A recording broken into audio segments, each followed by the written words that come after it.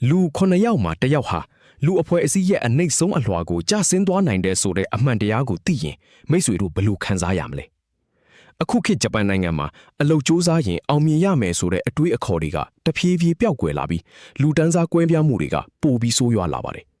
ဒီနေ့မှာတော့စာရေးဆရာဟာရှိမိုတိုကန်ဂျီရေးသားထားတဲ့ New Class Society ဆိုတဲ့စာအုပ်ကိုအခြေခံပြီးလူတိုင်းသိထားတဲ့ကြောက်စရာကောင်းတဲ့အမှန်တရားတွေကိုပြောပြပေးသွားမှာပါ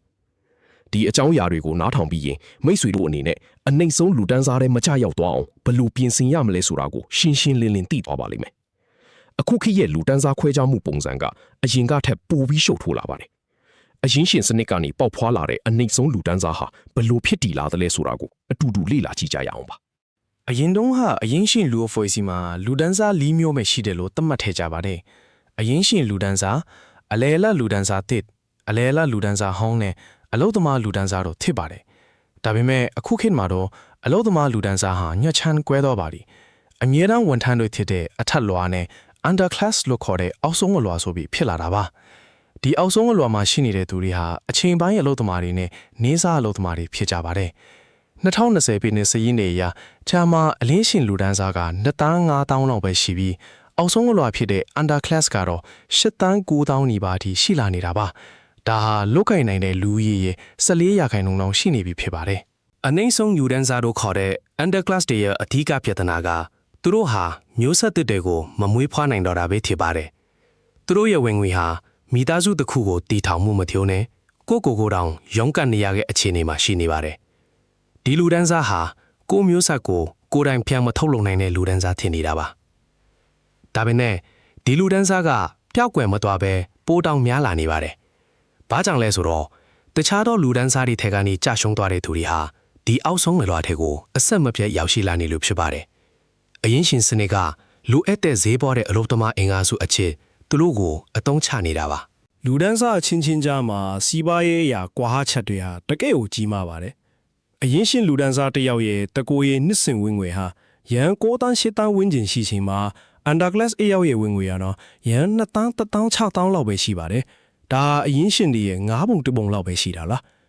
ဒီလိုနှဲပါတဲ့ဝင်ငွေကြောင့် underclass တွေရဲ့39.2%ဟာစင်းရဲမွဲတေဘူတံကိုခန်းစားနေတာပါတယ်ဆိုလိုတာက3ယောက်မှ1ယောက်ဟာအခြေခံလိုအပ်ချက်တွေကိုတောင်မဖြည့်ဆည်းနိုင်တဲ့အခြေအနေဖြစ်နေတာပါပိုင်ဆိုင်မှုပိုင်းမှာလည်းအရင်ရှင်တွေကပြမ်းမြရန်3 တန်းလောက်ရှိနေချိန်မှာ underclass တွေကရန်9 တန်း2 တန်းလောက်ပဲရှိပါတော့တယ် underclass လူတန်းစားတွေမှာတွေ့ရတဲ့ထူးခြားတဲ့အချက်တစ်ခုဟာအိမ်အောင်မပြုတ်နိုင်ကြတာပဲဖြစ်ပါတယ်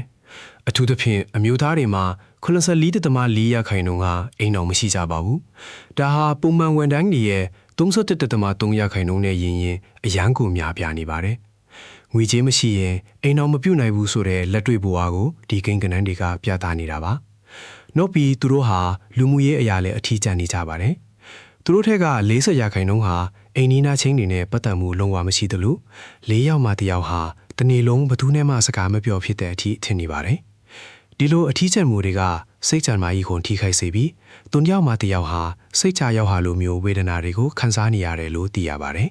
underclass ဖြစ်သွားရတဲ့အကြောင်းရင်း၄ခုကိုလိလာသူတွေကရှာဖွေတွေ့ရှိထားပါတယ်ပထမကအမျိုးသားတွေထက်အမျိုးသမီးတွေပိုဖြစ်လွယ်တာဒုတိယကတက္ကသိုလ်မပြီးတဲ့သူတွေဖြစ်လွယ်တာတတိယကတော့မိသားစုရဲ့စီးပွားရေးအခြေအနေနှိမ့်ပါတာနဲ့နောက်ဆုံးတစ်ခုကတော့ကျောင်းပြီးချင်းအလုပ်မရပဲအချိန်ကြာသွားတာလို့ပဲဖြစ်ပါတယ်ဒါတွေမကသေးပဲငယ်စဉ်ကကျောင်းမှာအနိုင်ကျင့်ခံရတာဒါမှမဟုတ်ကျောင်းမတက်ဖြစ်တာမျိုးတွေကလည်းအနာဂတ်မှာဒီအောက်ဆုံးအလာကိုရောက်သွားဖို့အခွင့်အလမ်းပိုများစေပါတယ်အခုခေတ်မှာတော့အရင်ရှင်ကြီးတွေတောင်မှကုမ္ပဏီဒီဝါလီခံလိုက်ရရင်ချက်ချင်းဆိုသလို underclass ဘဝကိုရောက်သွားနိုင်တဲ့အတွက်ဘယ်သူမှမလုံခြုံတော့ဘူးလို့ပြောလို့ရပါတယ်ဒီလူတန်းစားကွဲပြားမှုတွေဟာနိုင်ငံရေးအမြင်တွေကိုလည်းကွဲပြားစေပါတယ်ချမ်းသာတဲ့သူတွေကတော့လက်ရှိအခြေအနေကိုသဘောကျပြီးအခွန်တိုးမြှင့်တာကိုမလိုလားကြပါဘူးဒါပေမဲ့ underclass တွေကတော့ချမ်းသာတဲ့သူတွေစီကနေအခွန်ပိုကောက်ပြီးလူမှုဖူလုံရေးအတွက်ပိုသုံးစေချင်ကြပါတယ်ဒီလိုအမြင်မတူမှုတွေ